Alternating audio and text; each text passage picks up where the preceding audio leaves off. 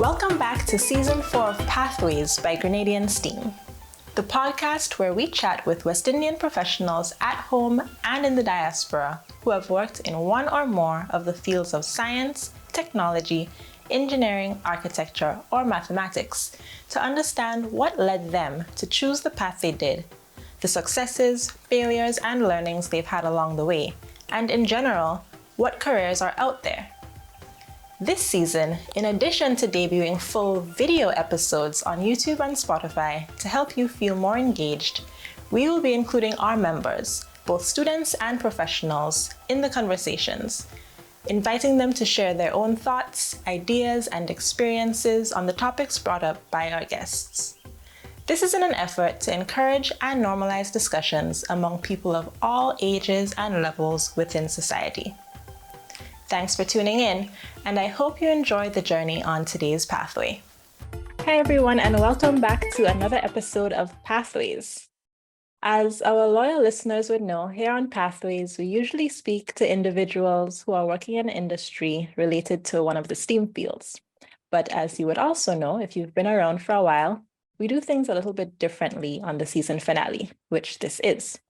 So today, by popular choice on our Instagram poll, we are talking about choosing a career. I have with me the directors of Grenadian STEAM and a past director, and we're going to chat a little bit about our own careers and try to give some advice from what we've learned to you listeners out there, whether you're a student or someone who may be looking for a change in career, maybe not happy with the choice that you've made so far, and looking to make a shift. So first, I will have all of you people introduce yourselves, share what your current job or career is, as well as the short story version of how you decided to follow that path. And then we'll get into some questions from our student listeners. I'm going to start with Avery. All right, hello, my name is Avery Brown. I am currently an analytical scientist working for the Dow Chemical Company in South Texas. My kind of story for how I got here is I did a bachelor's degree in chemical engineering and was very interested in, I did undergraduate research, or I did a research project, I should say, while I was doing that degree. And I got very interested in research and in science, so I decided to do a PhD beyond that and enjoyed that as well. So then decided to join a research and development division in a manufacturing company. Didn't really want to continue on in academia, so moved on to industry from there. All right, Sydney. Hi everyone, I'm Sydney Robertson, and I currently work as a culinary research and development associate at a food startup in New York. And what led me on this path, I've always gravitated towards food. And once I was in secondary school, really fell in love with science. So for me, food science was the perfect combination of both of the things that I loved. And I decided to pursue a degree in biochemistry and later on a master's degree in food safety and technology, which led me to my current company and this career path. All right, Andre. Hi, so my name is Andre Hayes. I am currently Chief Financial Officer for a hospitality industry company in Grenada. How did I reach on that path? So I did my undergraduate at SU in accounting. Then I went to work for a couple of years as an accountant. I decided I wanted to further my path in accounting, so I went to do a master's all the way in China. After that, I started to follow my ACCA, so I'm in my professional level exams at the moment. So those, keeping on the track of accounting kind of got me to one of the highest positions of an accountant. That's how I kind of reached where I am today. All right, and last but not least, Renee. Hi, my name is Renee Thomas. I am currently an instructor in public health at St. George's University, so in Grenada. I started my undergrad in biology because, in school I did good in science and it just felt like, well, do science, but I wasn't necessarily sure what I wanted to do. But while at university, I recognized that I have an interest for like humanities, outreach, or social service in somewhat. So I tried to find, how do I blend those two things? Like, I'm already kind of in the science field and wanted to get some of that social science aspect. And I got introduced to public health. So I didn't know of like a public health career, not in detail, prior to leaving Grenada to go to study. And once, at university, I learned about it. I was like, okay, this is definitely along my lines. I looked more into it and got into university to do my master's at St. Louis University. So I did my master's there. And that's kind of how I got into public health. And now I'm actively teaching and doing research on public health with a focus on the Caribbean in particular, and looking at health policy, because that's more of my interest in health financing in the region. Okay, very good. So we have a good spread of careers here and industries, which is great. So we're going to jump into some questions, but first I'm going to ask you all, what are some questions that each of you have asked yourself, either when you were starting out and trying to decide what you want to do, or now that you're older and hopefully wiser and maybe thinking of how you want to progress? So in other words, like when you're thinking of a career and thinking of what is best to get into, what you want to get into, what are some things that you use as like pointers to yourself on what choice you should make? I can. Is it open? Okay. Sydney, you can go. Yeah, so I guess when I was starting out, the main question I asked myself is, what do I like and what am I good at? What do I gravitate towards? And now that question has more morphed into, is what I like sustainable, and is it going to get bored after a while? Like, am I going to always be burnt out going to work, or will I be somewhat energized in going to work?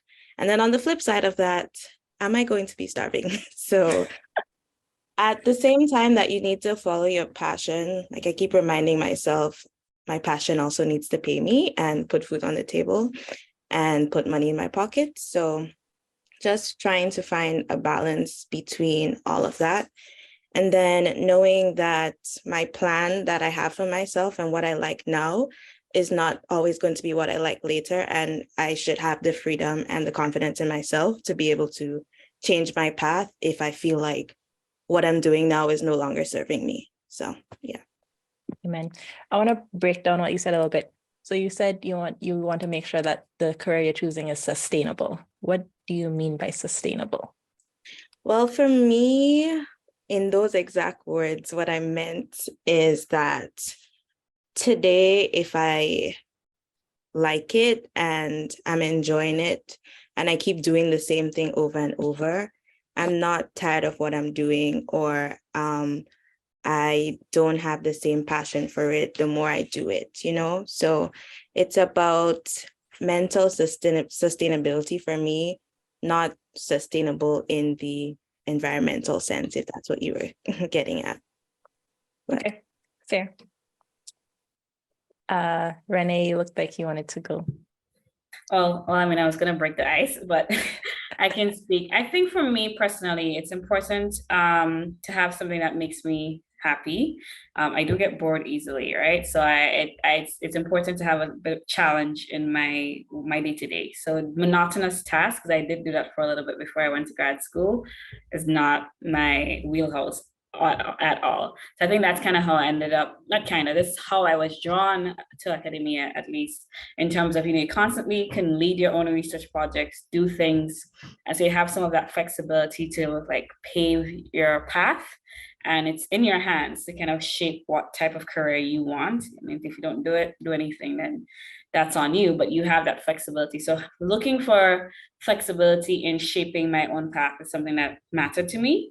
And that was important to me. Of course, paying bills was important to me as well, but for me, I would say I've always also been very entrepreneurial. So I would find a way to pay my bills, even if it wasn't from my traditional career. So I would be like, okay, this is my goal. How do I find it? How do I ensure that I still pay my bills, even though I follow my passion? So I just know that maybe I might be spending some extra hours working in the day, but I can get it done. So those two things, and of course, being happy at the end of the day, like, being in a place where I feel comfortable and I'm surrounded by the people I care about is also something that that matters to me. So if you give me the best job, but it's on the moon, I'm probably not going to take it. So those are some of the things that are important to me. Okay. Avery, Andre, who's going to unmute first? So yeah, I'll go Avery. So I feel like I'm in the middle of both Rennie and Sydney. I think when I started accounting from the academia side, it was because someone that I looked up to was in the field, more or less at the lower level, and I thought what they did seemed interesting. So when I started out as an undergrad, I was feeling around different subjects. I like leadership and whatnot, but I, seemed to always do well from the undergrad levels up in accounting. And when I started in the field, I realized really quick that certain aspects of accounting can get seriously mundane, like really. So I knew right away the areas that I did not want to pursue, right? But at the same time, I noticed that if you had a diverse spread of the different areas in finance, in some auditing and whatnot, basically you had an understanding of business end to end, right? And that intrigued me, right? Because I felt like, okay, if I have the full spectrum of finance, then I'm able to learn different aspects of business like marketing, management, whatever, and put them together to make myself or my skill set more unique, right? To what may be considered the normal accountant, a number cruncher, so on.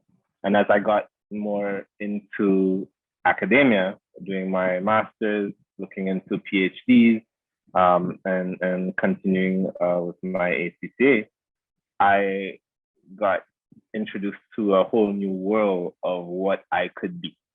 Yeah.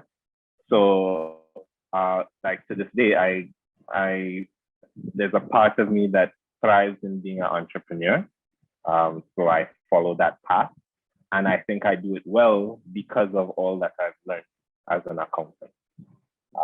So I'm always, or have been over the past, I think, 4 years, trying to find that balance of being an entrepreneur, maintaining a career, and family, and so on. So yeah. Okay. A lot to balance. Avery, let's hear you. Yeah, for me, I think one of the most important things is not wanting things to kind of get stagnant in a way. And so when I had the choice to make between, pursuing academia further after grad school or pursuing an industry position, because I had offers from both sides. Like a lot of what Renee said appealed to me. Like there were a lot of things I found really appealing about academia, but I had been there for so long already between undergrad, between TAMCC, undergrad, and then a PhD. I was like, no, I want a different environment. I'm tired of being around students, at least for now. Maybe I'll loop back around and do that afterwards, but I wanted something different. And so I think that really is the question I really ask myself a lot whenever I'm thinking about changes or things I want to do in my current career is just, what is the next thing that I want to do to, just kind of experience something new. Not necessarily that I'm bored with what I'm doing now. It's just, we have a limited amount of time, so why not just keep trying to find new things that you can slot yourself into while you still can, Very true. Okay, so I think in all those responses, we kind of had like a common thread of a choice between A and B. And then you have some entrepreneurs in the room. So what is the best approach that you can think of to take when you're pursuing a non-traditional career to ensure both financial and personal satisfaction? Because I guess we know, like, especially in Grenada, in the Caribbean, you're one-track minded. It's you get out of school, you get a job, and you stay there for the rest of your life, which I think is changing, like, over this whole new generation and so, but it still can be a scary thing for students now coming into it because it's not something that they've really seen and it's not something that we talk about. So talking about it, what is, like, maybe what are some factors to look for when you're trying to start a non-traditional career path? I mean, there are quite a few things, if you don't mind me starting, but I think it's important to maybe gain some financial literacy because, I've interacted with a lot of people who like started businesses and they've like, you're making money, but it's like, where's my money going? And it's like, it's not adding up. So I think one of the things that some entrepreneurs can struggle with is managing money. And before you go in and you assume, hey, this isn't working, I think it's important to get some form of financial literacy so that you can really manage your money effectively, because that could be something where you end up between a rock and a hard place. And so to speak. I also think it's important to network and communicate with people. Sometimes our culture can be a bit, I want to thrive and I don't want to share my idea. I don't want to interact with people. And it's like, we can all succeed. There's no need to have this very closed-minded approach. At least that's how I see it. But collaborating, because sometimes you may have a really good concept, but you don't have all the assets or all the resources to bring it to fruition. But if you partner with another person, partner with others, and you all communicate with people, you can learn a lot. I've known from my own experience that I've, interacted with people in different industries, and I've learned things that I never thought I would have learned if I didn't have a conversation, or even just was open to sharing a little bit about some of the thoughts or ideas that I've had on my own. So sometimes you're stuck in a bubble if you're not open to in networking and collaborating, or even just starting conversations with people.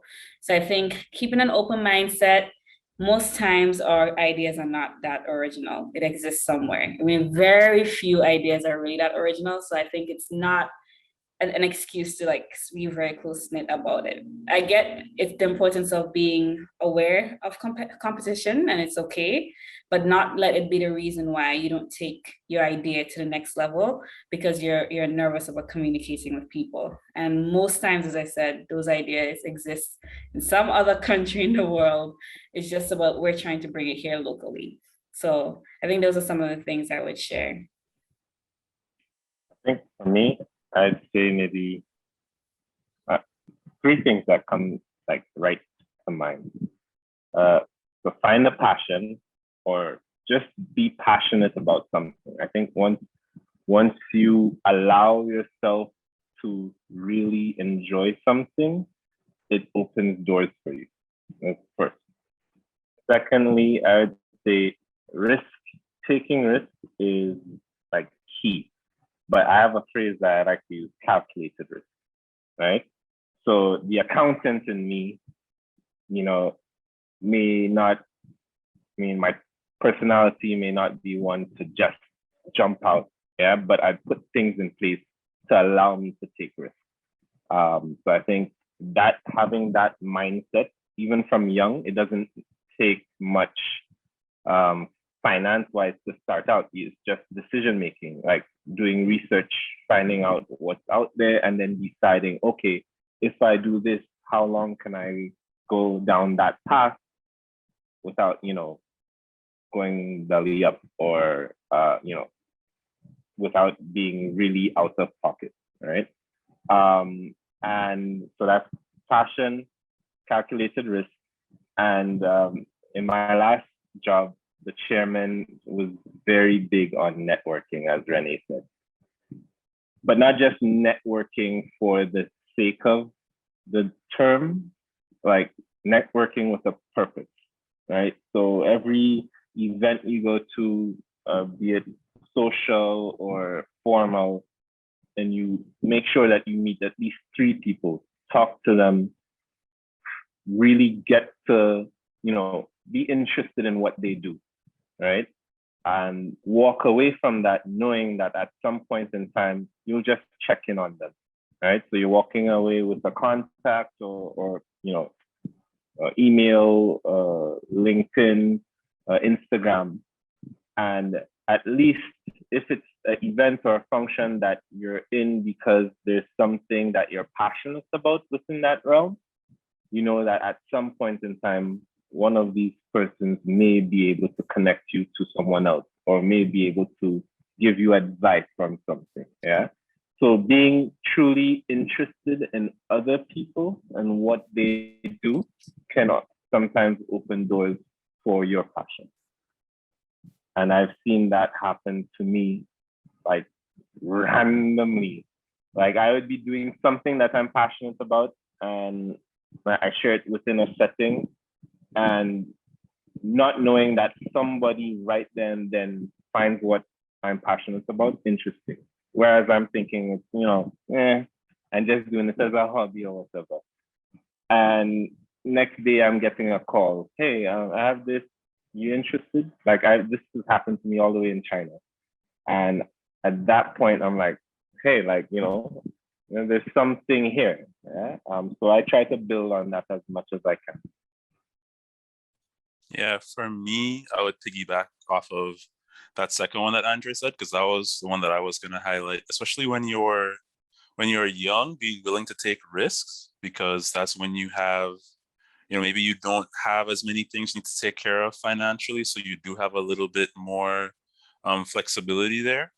But then, a lot of times people will say, oh yeah, they're going to take risks, but they don't really go in on it. If you're going to take a risk, if you're going to try something new and different, you have to be very willing to like put your whole self into it. So, like when I first decided I wanted to do research and get a PhD,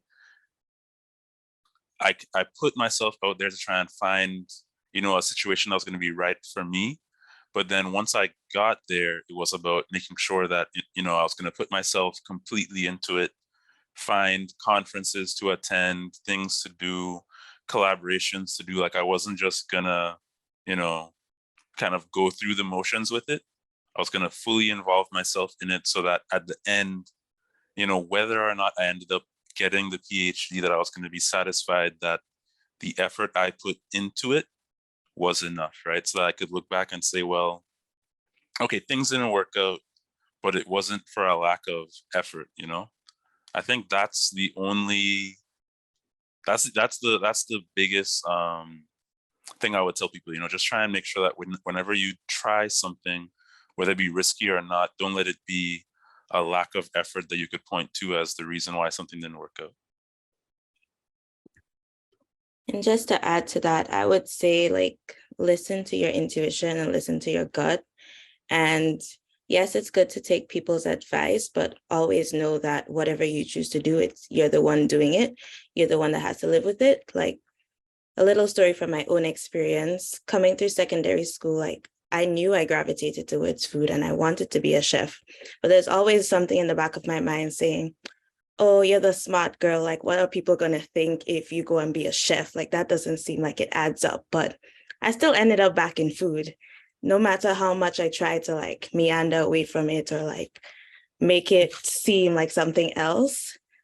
That's where I ended up. So if I had listened to myself in the beginning, maybe the road wouldn't have seemed so bumpy, but just don't be afraid to put yourself out there and listen to yourself and talk to people. There might be some advice that you can get that will help you along the way, or might just open up your eyes to see things in a different way that you wouldn't have seen if you didn't talk to people who've been through the same things or might have experienced what you're about to experience. So listen to your own intuition, but also talk to people and do what you need to do, and don't be afraid. Like, the worst that can happen is you're going to learn a lesson and it will just help you further down the line. So Yes to all of that. Okay. Now, so I heard some talk about like following your passion and doing what you want to do and what feels right for you. But what would y'all say to someone who feels like they're not passionate about anything? Like they have no idea what they want to get into. There's nothing that they gravitate to. There's nothing they're particularly good at, but they need to choose a career or something to do with their life. What is the next step for them? I think that's a hard one, but what I would say is, start, first of all, that's totally fine. Like, people get passionate at different times in their life. You may not be passionate about anything right now, and that's okay. And you may be passionate about something in your 50s or your 60s and your 70s, and that's fine too. So you just go on the path that feels right for you. Now, in terms of what do you do? How do you select? Personally, I'll probably go with what I feel like I'm good with and I feel comfortable doing it every day. Now, you may not be passionate career-wise about maybe something, but maybe there's something else that you're passionate about in terms of you're passionate about maybe a sports or something else that gives you happiness, but maybe you don't see yourself doing it as a career for whatever reason. Because some people like things, but they don't want it as a career. So those something that would allow you to do the things that you enjoy. So if 8 to 4 job allows you to go on the beach every afternoon because that makes you happy, then do it. Or it allows you to travel, you get a job that allows you to travel regularly because that makes you happy, find that. So if finding something that could work with whatever makes you happy outside of that career path, because there are other things to a person than just their job. I think I 100% agree with Rennie. Like, I think a lot of people overthink passion. They think like it has to be this thing that, once I feel it, this is going to change my life. I mean, passion could be something so simple and so small that just motivates you. Yeah. Internal or external motivation that drives you to do something that you might not have done without that little passion for something else. So as Renee said, somebody who likes to travel or likes to go on the beach every week, at least once a week, you're passionate about that lifestyle, for example. So you put yourself in situations that allow you to live that passion. Yeah. So for some people, it's their actual career. But for some people, it may be a lifestyle or, just having time for self or time for family. So moving from, the 8 to 4 to freelance or, doing something like, for me, I have a creative side of me that I'm very passionate about, but I cannot, what's the word? So I like photography, but I cannot run myself as a business, right? Because then I lose the feel of having a hobby or a passion, right? But I can do things that allow me to still be creative in some light. And it fuels my passion of being creative, right? So I consider I'm passionate about creative, the arts, but I'm an accountant, and nobody would ever think, oh, accountant would know about art, being artistic in these things, right? But low key, that helps motivate me to even do what I'm doing as a career, yeah, because it then feeds what I want to do creatively, yeah. So I think one, don't overthink it. And as Renee said, it's okay if it doesn't just come to you.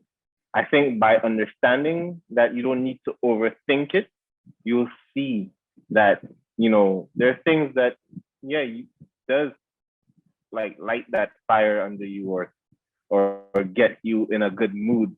And then just try to observe it more and follow it and speak to people more and communicate with people who share some of, the feelings or passions that you have, because all it can do is open up doors, right? Especially when you're young, just allow yourself to, feel out different groups of people, all right? And I think you'll eventually find that path that you're meant to be on. Yeah, talking to people is a big one for me. I think I wouldn't necessarily describe myself as having been a passionate person when I was in secondary school, or even early on in undergraduate. It was just a matter of, like, in secondary school, I did every single subject that my school was offering, because I was like, well, I don't really know what I want to do. If I do all of them, maybe I'll figure it out. And then you get to TAMCC and it's like, well, you have to kind of narrow it down. So, again, like, speaking to people is really how I ended up. I had my physics teacher in secondary school. He did the sciences, and he said, well, he was going to go on to try and do engineering. And I was like, well, let me look up this engineering thing. And that's true for both a career and outside. Like, I think, like, as a hobby, I would say I'm more of a hobbyist of a type of person, where I don't really have one set hobby, but I'll talk to somebody and they'll say, oh, well, we're going to go and play golf this weekend. So I'll be like, oh, can I come and, try out golf, or can we go and do like a mini golf type thing? Not mini golf, but what's it called? A driving range, so I could learn a little bit about how this sport is played. Did that with volleyball, did that with all kind of different sports, badminton, that new thing, pickleball, and so on. Because I just think that's a really nice way for you to eventually find something you might be passionate about. And while I haven't found that, like, one hobby that I really gravitate towards, I really do enjoy, just talking to people, learning what they like, and maybe like taking a glance at it every now and then. Keep listening. We'll be right back after a short break. This season of Pathways is brought to you by Telesford Countertop and General Construction Services, your #1 source for quartz and solid surface. Their services are not only limited to countertops, their team builds homes, cabinets, vanities, does 3D images, renovations, and quantity estimates. Telesford Countertop and General Construction Services' mission statement is pride and delivery upon customer satisfaction. Contact them today at 435-0133 to get started on your construction project. To add to what Avery was saying, I think you should try a lot of things. You never know what you might run into that you actually like, but don't let indecision paralyze you and then you end up doing nothing at all. Just start and see where it takes you. And even if you're not necessarily passionate about one thing, or you don't think you're good at anything, there are things that you like, things that you don't like. Look at the things that you like and try to figure out, why do you like them? If you like sports, what is it about sports? Do you like being outside? Do you like just being active? What jobs make you involve those types of things, like being outside and being active? And maybe break it down like that and start there. But really just don't let the indecision paralyze you, because there is nothing worse than reaching at a certain point and then saying, oh, what if I had tried this? What if I had tried that? So just try things and see where it takes you. So, like a lot of you said, I think it's really important for students to realize that they don't have to have everything figured out right now. I wish I realized that when I was getting into my career. But this leads into a very good question that we got from a student. What are your thoughts on how youths today can deal with the ongoing pressures that they do have to figure everything out at an early age? Everything is geared towards students having to figure it out. You have to choose your subjects, you have to choose a degree. as soon as you finish college, they're like, what are you going to do next? And you're expected to know, or at least have a plan. So what are your thoughts on that? So for me, I chose to get a PhD, right? Which is, you take a topic like chemical engineering, and then you decide you're gonna go even narrower into it and study something very specific for 3 to 5 years, right? And so one of the things that was really making me nervous about doing that was it's like, oh, what if I don't like it after the time? I've really kind of narrowed myself into this one box. And then what if that one area isn't even a good place to find a job, right? And then when I was reading up about it and reading about schools, one of the things that I read was there was a guy who got a PhD in theoretical physics, and then after working for 3 years, he went on to become a famous rock star, right? So a very big career leap. And that's really just kind of awakened my mind to be like, there's really isn't such a thing as locking yourself into one path. It's really if you lock yourself into one thing, and you find yourself unhappy about it. So I would tell like young people, like, don't be afraid to try something, telling yourself, well, oh, I have to make this big decision, and whatever I pick, I'm stuck there. No, you could try something, and then, do like we've been talking about, and talk to the right people to figure out how you can pivot from what you've done, if that's what you want to do later on in life. Yeah, I agree with that. And just to add to what Avery's saying, the challenge, it was there when we were picking careers, and it's getting even more and more. And there's a lot more pressure on each generation. And hopefully, our generation changed the status quo, and we have sympathy on the upcoming generations. But what I would say is you also have to keep in mind the financial consequences of some of these decisions too, because schools are getting expensive each year, and it gets tricky sometimes. Like, you're trying to make a decision, you don't want to get into a decision that puts you in a lot of debt, and on top of that, you're not too sure how you feel about it. So I would say try courses online. So you have things like Coursera, you have Udemy. I think Udemy usually has a charge, but if it's still like $20 versus maybe 20,000 US dollars. So what I would say is, try little courses, even if it's not just online or even in person, and see, is this something that I might kind of like? And then that might help guide you. And it's okay to tell your family, your friends, hey, I need some time. But I'm not just procrastinating. I'm using the time to figure out what gives me joy, or what I like, or what I enjoy. And here's how I'm doing that.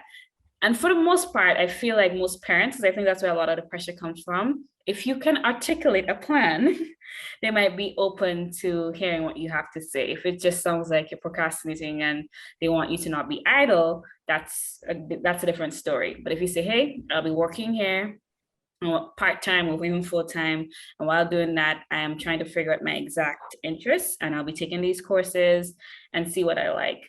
I do think TAMCC is an avenue to explore things as well. For instance, I took an entrepreneurship course in TAMCC because I never really had that exposure before. And everybody was like, why are you taking that course? I was like, because I want to know more about entrepreneurship. So there are like electives at TAMCC, and I think it's an affordable place to try things to kind of give you some experience. I'm going to jump in because something that I wish I knew more about before going to college was liberal arts schools, because they give you that freedom to not have to choose your major right away. Like, you have the first year, sometimes 2 years, to just take like literally just electives. And then you can, if you have like maybe a few different things that you're thinking that you want to get into, you can try all of them, see which courses you like more, talk to people in those spaces, and then pick a major. So I would actually like highly recommend liberal arts schools, or even there are even some other schools like tech schools or other schools that allow you that time to make a choice before like having to hone in on one major. So if you're thinking of going to higher education, that's something to consider, that you don't have to choose a major right away. Yeah, I was gonna add that to what you said, because you're right, it's not all, but maybe like half of the engineering programs in the US and some of them in Europe do allow you to do, I think it's a lot more common in the European system, where you have a lot more of the general math, physics, chemistry, if you have to do it for your degree program in the first 1.5 years, and then you pick a specialization later on.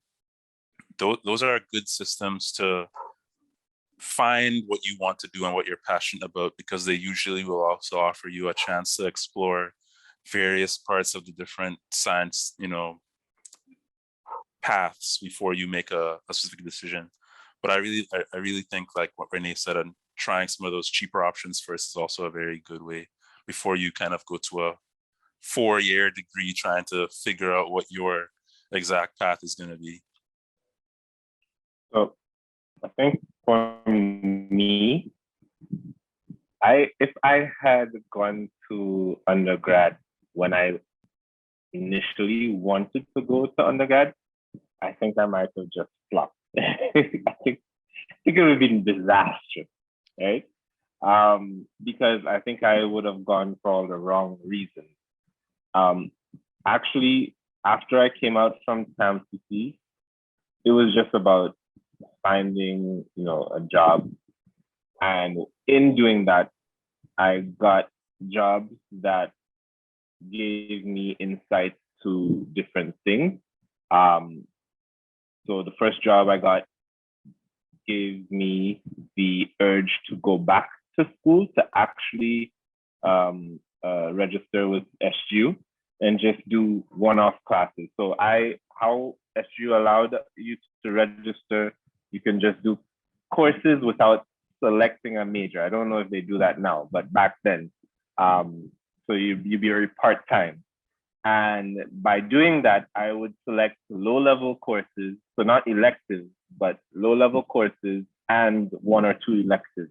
And that, I was doing that while I was working, right? So I'd take maybe 2 classes a semester. Some semesters I'd just take 1 class. And I was able to use the work that I was doing. I would have transitioned between maybe 2 jobs or 3 jobs within that 2-year period. And I saw aspects of the job which resonated with things that I was doing in these low-level courses. And it was actually at that point I decided, okay, I'm definitely gonna go the track of accounting, doing an accounting major. Because prior to that, I was just saying, I'm gonna do accounting because I was stubborn, and everything that everybody else tried to tell me I should do, simply because they thought I was good at it, I was like, nope, I'm not doing that. Nope. And I might have been good at it, yeah, but I think I was just being defiant. So I took myself out of a lot of opportunities, I think. But it helped me really make my own decision, right? Because I put myself in a position where I was learning to be self-sustaining, and at the same time, I was observing and learning what would help me take myself further, right? And there's many different industries and careers that can get you the big bucks, right? But you sometimes have to be realistic that you're not able, or you're not in a position like some others to take those big leaps, or like you going into a university overseas and you have the big bucks to be able to do it. Sometimes you have to take small steps that set yourself up for where you can possibly be. So I think you have to dream, see something that you like or interests you, and maybe do a bit of research into it, and have the confidence that you can be there one day. It might not be right away. Yeah. So when I finished my undergrad, I went back into working, and I was in the field of accounting. but I was at the level that was becoming very mundane. Started off for the first few years, great. But over time, it's like, And I've always had a dream about doing my master's, right? And traveling to do my master's, right? But I never felt like I was in a position financially to do that ever, right?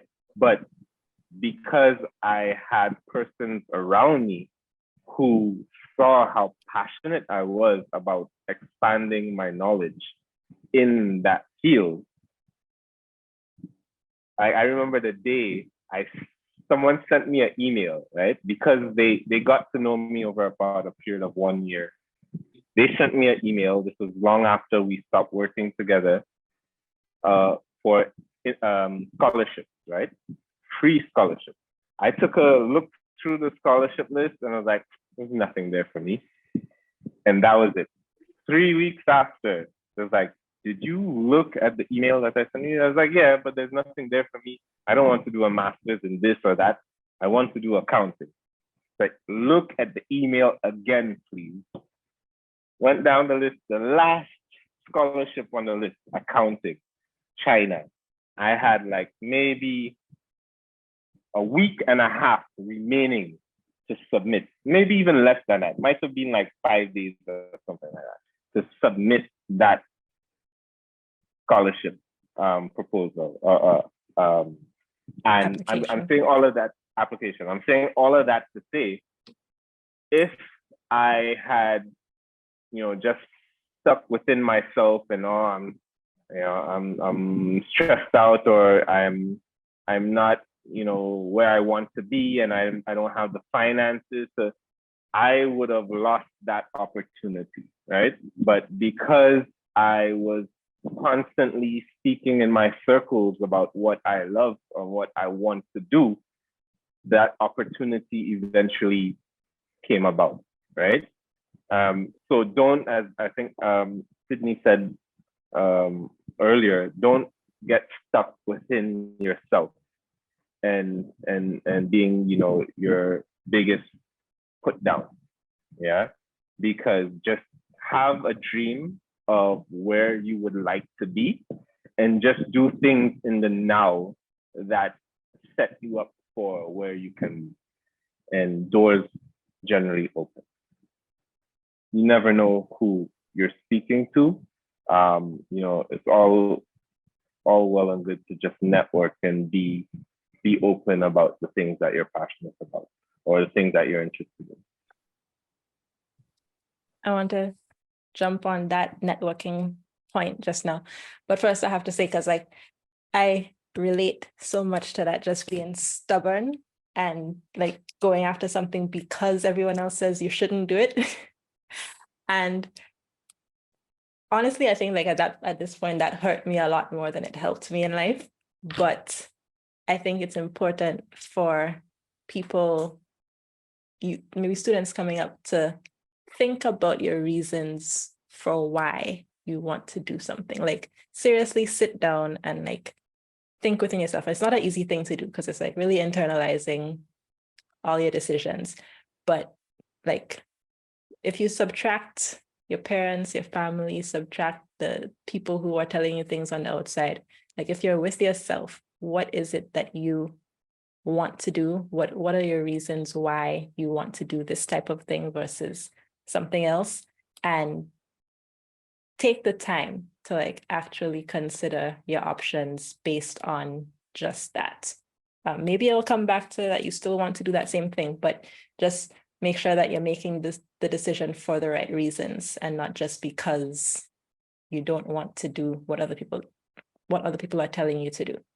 And also sometimes people might be telling you things in good faith or out from a good place because they maybe see something that you don't see in yourself. But when you're a teenager, you don't care why people are telling you something, you just want to do the opposite. So also sometimes it comes down to asking them questions, because there are also a lot of adults and people who don't have those communication skills. They might just be like, oh, don't do that. But they wouldn't explain to you why you shouldn't do that, even though they might have a really good reason. So it might be up to you to kind of dig deeper and find out, well, what is the reason? Like maybe it's because they don't think it's a financially sustainable career. Maybe it's because they know someone who was in that field and had XYZ experience. Whatever it is, it might be useful to you to understand where they're coming from and why they're giving you certain suggestions so that you can make a better decision knowing all the details. So that's that. But back to like the networking part, and I think we might wrap up soon, but this is something that I feel like a lot of people struggle with. And it's like, it's always the advice, like just network, go talk to people. But it's actually a difficult thing to do. Like, I mean, I still struggle with it. Stuff like, you know, having mentors or just like being open about what it is that you're interested in. So can any of you give some tangible advice, like real life situation? How do you connect with new people? Typically, let's say like professionals, probably above your rank or your station, like in terms of the first interaction, then follow-up interactions, what that could look like, and then the level of like what you can offer them, because you always talk about it being a two-way street. So yeah, anyone can give your advice on that. Well, I'd like to go. I think I mentioned earlier, networking with a purpose. I think if you have in your mind, there's a purpose to what you're doing, it makes it more, I think that plus taking the risk. If you merge the two of them together, then you push yourself into it faster, right?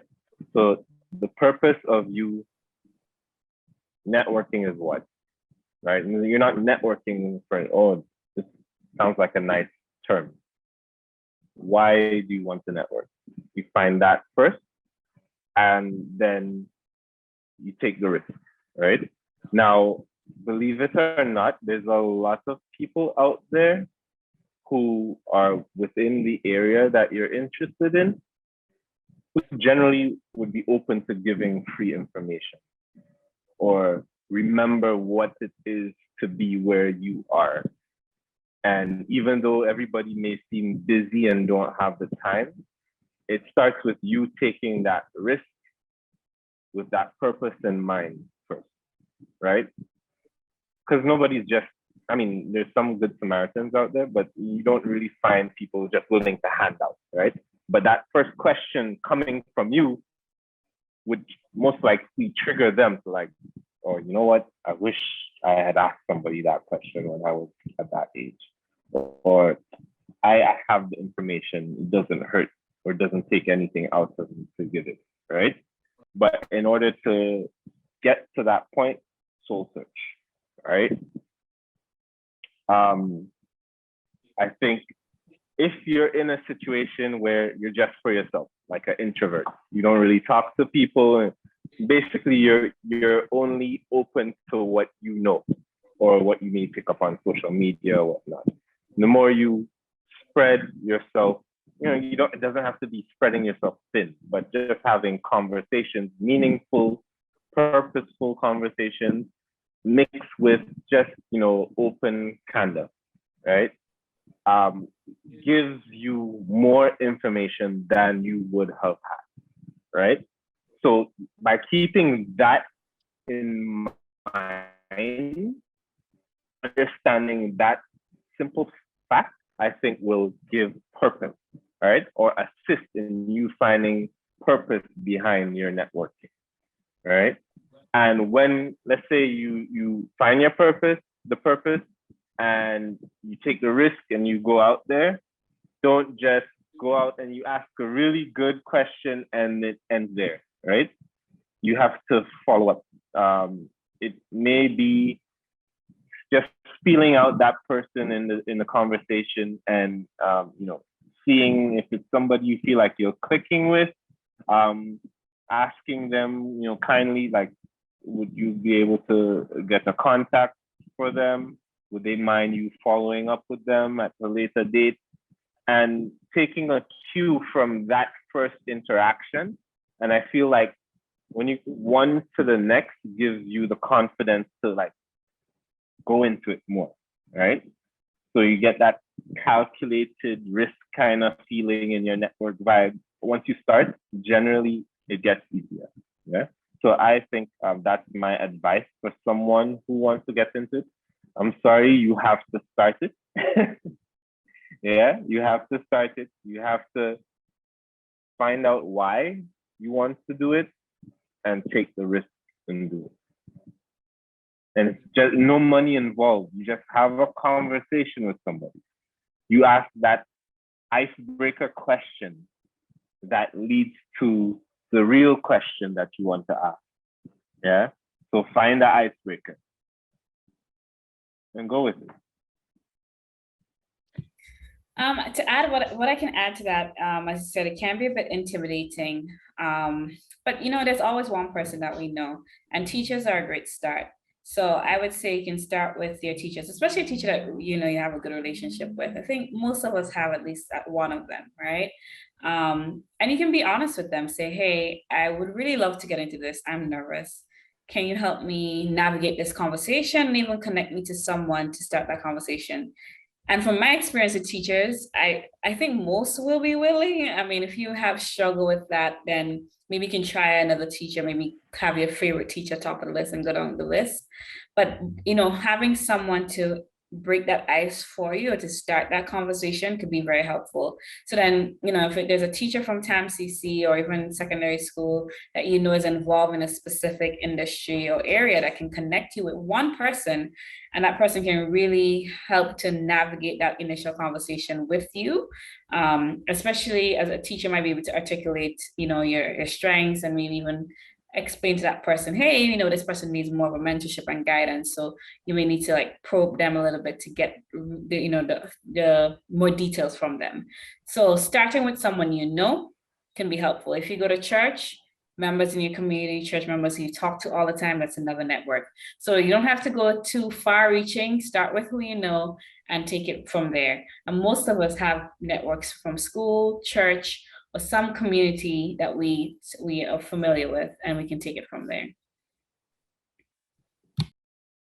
Good points. That's kind of similar to, so if you're in like university or you're going to a job fair or something like that, a career fair, they would usually tell you to try to go to like the lower hanging fruit first. So if you have like a top company you really want to work for, you're not gonna walk up to them first all nervous and mumbling over yourself. So you go to some company you don't really care about, like maybe you don't even really know what they do, but just to get like the juices flowing and start talking about yourself and getting comfortable with that. So that's kind of like what Renee was saying, to start with people that like low risk people.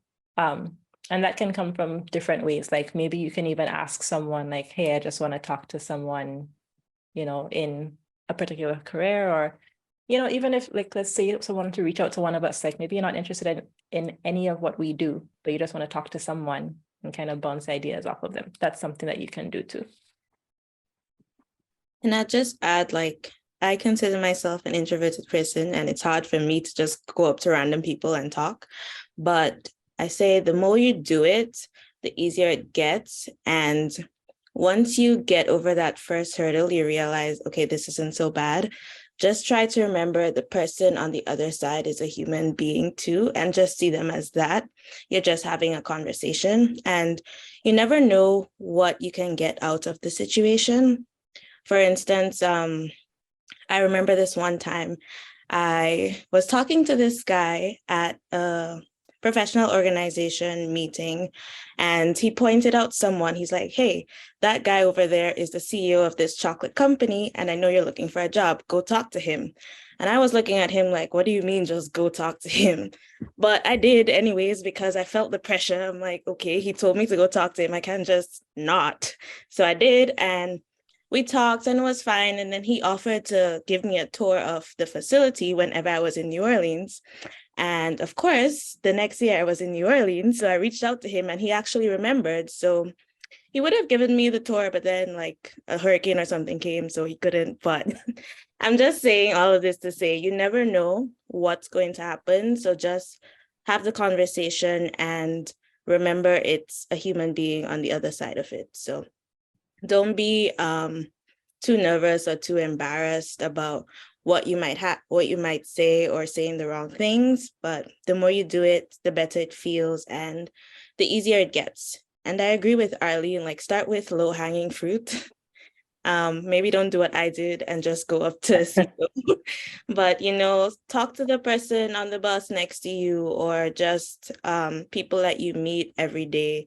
The more you get used to just starting conversations, the easier it will be.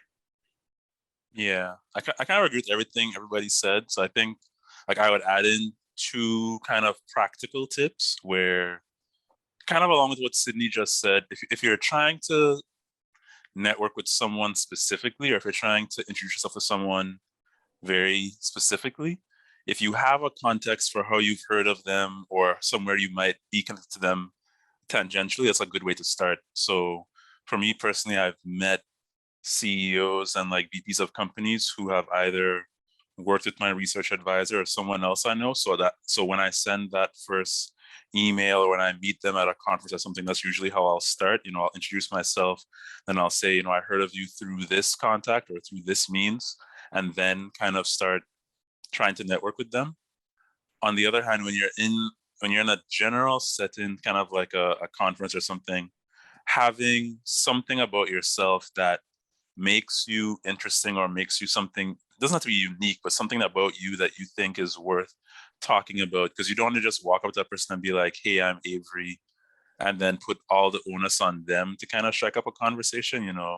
They're going to be like, well, all right, I'm Jim and I'll see you tomorrow. They'll just kind of leave. So you need to give them something to latch onto to get the conversation going, like, hey, I'm Avery, or like Sydney said, hey, I'm Sydney, I'm really interested in food, it's one of my passions. I heard you're the CEO of this chocolate factory, that's something I'm really passionate about, and then you can start talking about that kind of mutual interest or something that they think you're interested in. So that can really like break the ice, like other people were saying. You have to give people something to start off with. I just wanted to add, like as we're all talking, like I just remembered my like an impromptu communication, which turned into one of my biggest champion network relations. So I spoke about how I got my master's and so on. Prior to even seeing the email for the scholarship or whatnot, I ran into an old professor from SU, right? Randomly in the mall food court one day. And it's just like, hi, how are you doing? Like he recognized me, I recognized him right away. And we just started to ask, because we hadn't seen each other for like maybe about 5 years at the time. And he was just coming back to Grenada. And I was genuinely interested in how he been. Yeah. So I just asked that, how have you been? And we were standing next to some chairs and we ended up sitting down. And he told me some of the reasons why he's back in Grenada, because he was no longer at SU and he's trying to do this personal life. And I was just very intrigued about it. And I told him what I'm doing now, and he's that's good and whatnot. And I remember from school that he was one of the few professors that would compliment me when I did something good, right? And how I approached a project or how I did a exam or whatnot, he would compliment me. But that was like out of sight, out of mind. Like I went about my life, right? The week after is when I saw the scholarship and I was like, shit, I need a reference. Like, this is the first time that I could recall needing a reference, right? Apart from, the name that you put on your CV when you send for an application, a job vacancy or whatnot. I was like, oh, I know who. So like, I looked up his email, through SU's website mailing list, right? Because I don't even think that in that conversation I got his number or anything like that, because I wasn't thinking that far ahead, right? And to this day, that's the go-to person for any recommendation. I could be recommending myself like to go on a trip to the moon. That man will write me the best recommendation ever that would possibly get me to the moon, right?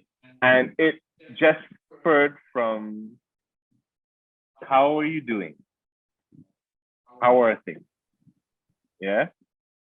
That he was able to, in every recommendation that he's given me thus far, truthfully speak to my passion, because he's observed this over the years, starting from just observing me as a student, and speak to my abilities. Yeah.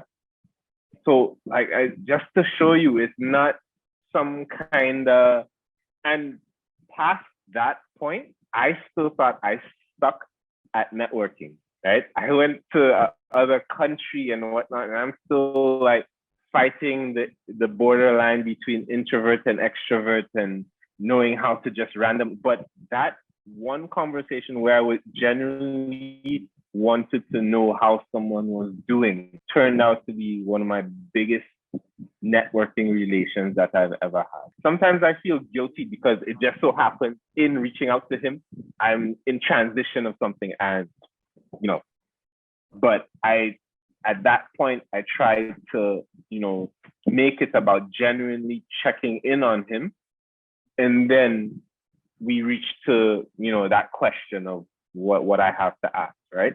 And there was actually one point, I think, I'm not sure if it was when I was in China or if I was in Trinidad.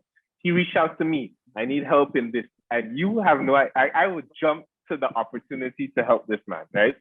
Because this might be the only time I'm ever able to help him with something. He was like in Australia at the time as a traveling lecturer. And I think him or his wife was doing a master's research or assisting with. And I stayed up till like maybe 5 a.m. messaging people his questionnaires, right? Just to get information from him, because I saw it as my only opportunity to be able to help him. Yeah. And it's just from being genuine. So don't overthink. Like, there's so much information and noise out there that cause people to overthink these days. And you just set yourself up. You just be genuine. People like you, people don't like you. That's just how the world is. Just push through. Find a way, find that glimmer that helps you push through. And confidence builds over time. Drop a gem to end. I mean, I think that was a good place to wrap up. A lot of good advice throughout this whole thing. So I won't even ask my usual last advice question, because there was advice throughout. But thank all of you for joining today and sharing your bits of knowledge, your experiences, and your feedback, your thoughts for the younger ones growing up. I'm sure that someone can take something from this. And to those of you listening, if you're struggling with any of the things that we talked about, feel free to reach out. If you are looking for that someone to talk to, like you've heard, there's a wealth of knowledge and experience here. So don't hesitate. All right. Thank you everyone for joining again. And to the listeners, thank you for joining us on today's Pathway. Enjoy a stay at True Blue Bay Boutique Resort, a family-run, eco-friendly waterfront resort in the beautiful island of Grenada.